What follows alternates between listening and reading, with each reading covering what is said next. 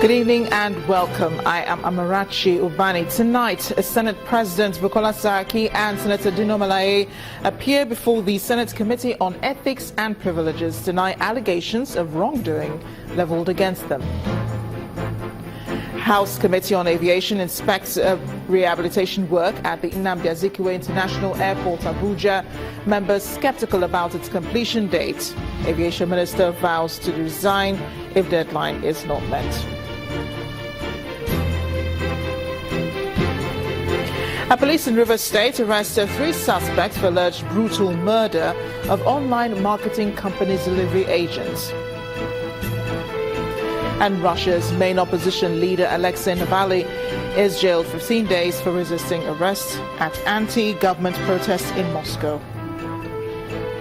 On business news tonight, the Central Bank of Nigeria directs banks to process travel, medical and school fees for its demand at 360 naira to the dollar. And on sports news tonight, English Football Association slams Manchester City with £35,000 fine over players' behaviour during draw with Liverpool in the EPL. And from Abuja, acting EFCC Chairman Ibrahim Magu seeks greater synergy and closer collaboration among government's anti-corruption agencies.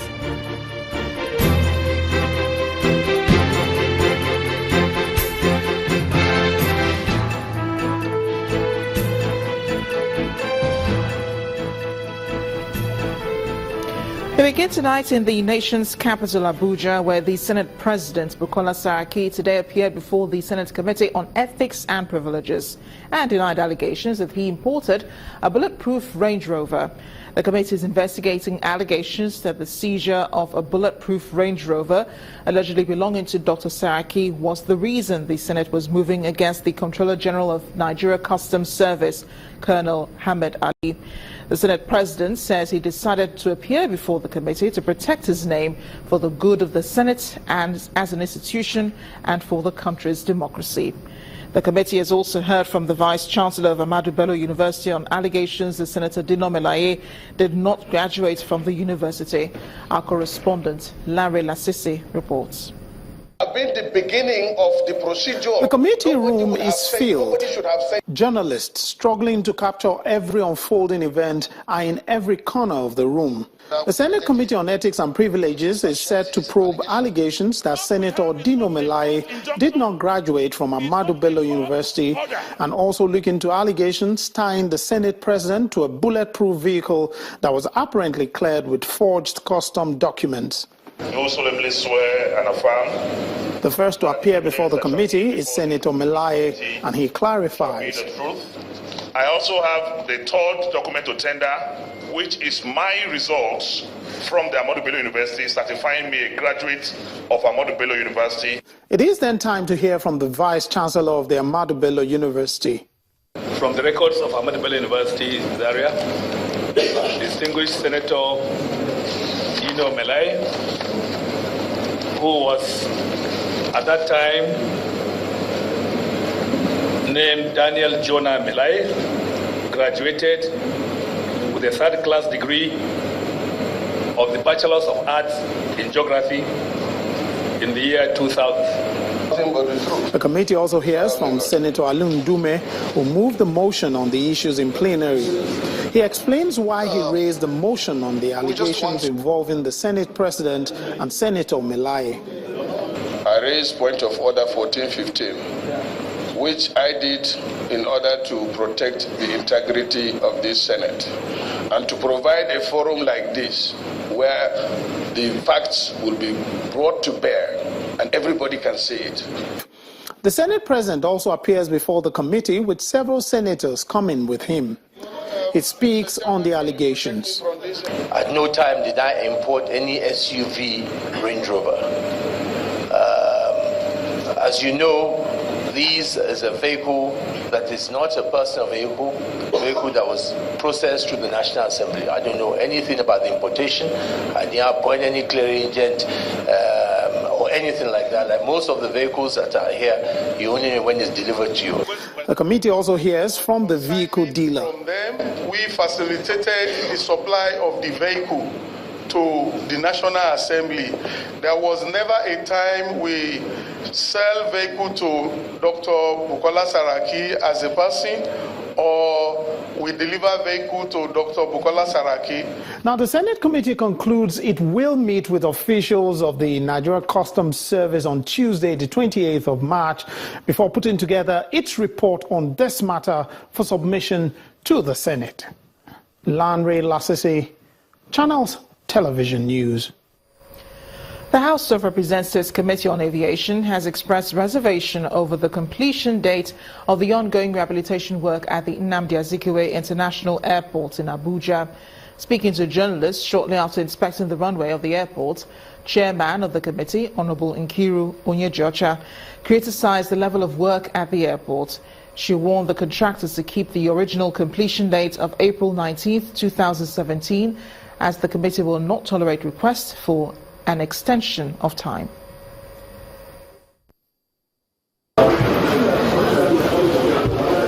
Members of the House of Representatives Committee on Aviation arriving at the Nnamdi Azikiwe International Airport on an oversight function. With no time to waste, the committee goes straight to the business of inspecting the runway of the airport.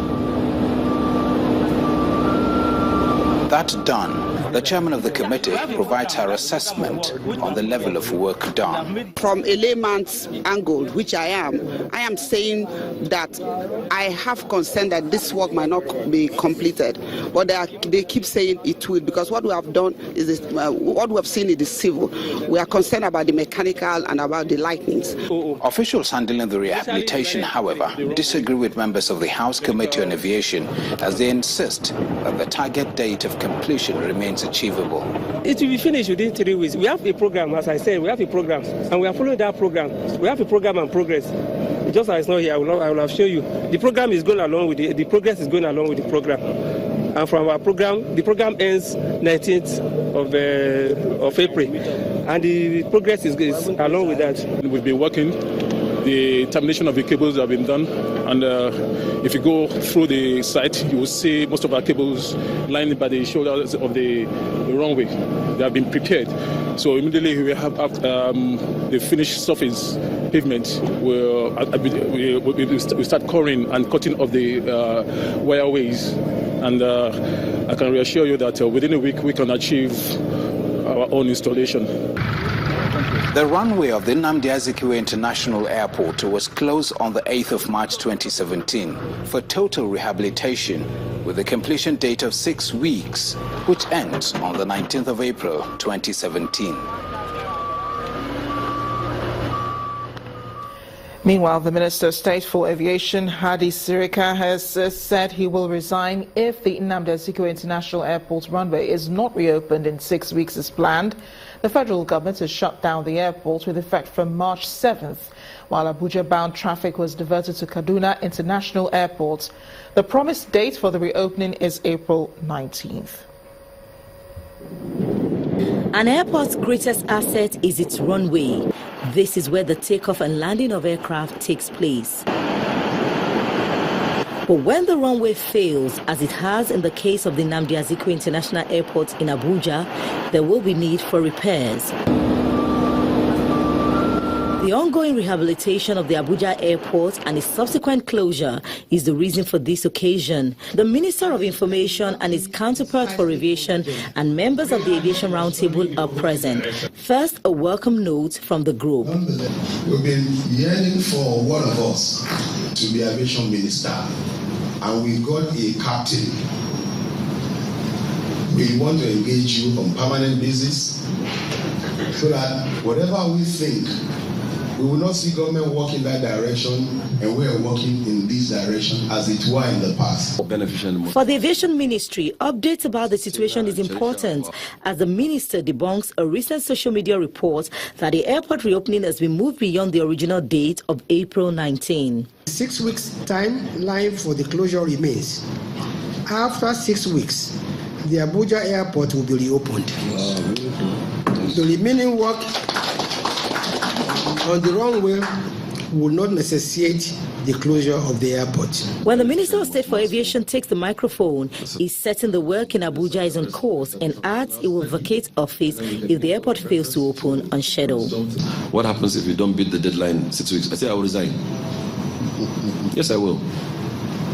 Because when I muted the idea, nobody believed me. My luck is a few of my colleagues and the president believe that I cannot be that stupid to take this harsh, deep, huge decision on behalf of 180 million people if I don't know what I'm doing.